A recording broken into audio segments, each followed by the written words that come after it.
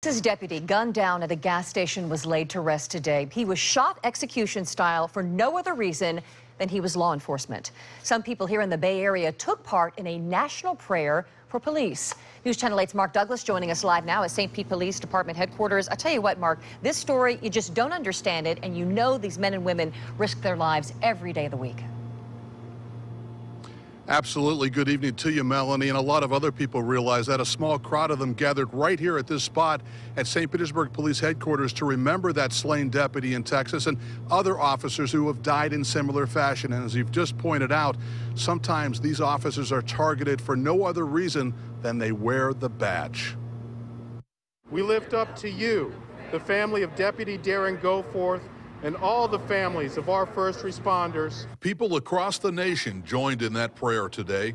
Let us come together and unite in peace in prayer. It happened even while mourners in Texas were paying final respects to Deputy Darren Goforth, and before mourners in Chicago will gather to remember Lieutenant Charles Glinowitz, gunned down just 3 days ago by 3 men who remain on the loose. We reject those people who say it's okay to kill a police officer. In some ways, this prayer rally was as much a protest as a call for peace, a rally against this recent message in Minnesota. Pigs in a blanket, fry like bacon. Janie Roberts lives outside of St. Petersburg, but offered up her own prayer for police in any jurisdiction. This could be the ruination and the tearing apart of our country, and we can't have that. As others prayed, 2 officers joined them to remember Goforth and Glinowitz. It's heartbreaking. Just trying to do his job, that's all. The message here, lives matter, period. Everybody's lives matter, and that's what we got to start talking about. What do we do to stop this, to make sure that everyone makes his home safe every night?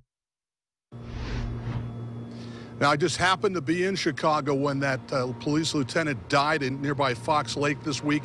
The whole area was gripped by that tragedy. This is a guy that was supposed to retire 3 months ago. He stayed on as a favor to his bosses and because he loved his job so much, Melanie. Mark, you know, you've done some digging and you've discovered the shooting deaths of police are actually on the decline compared to years past. It just doesn't feel like it, I guess, to us.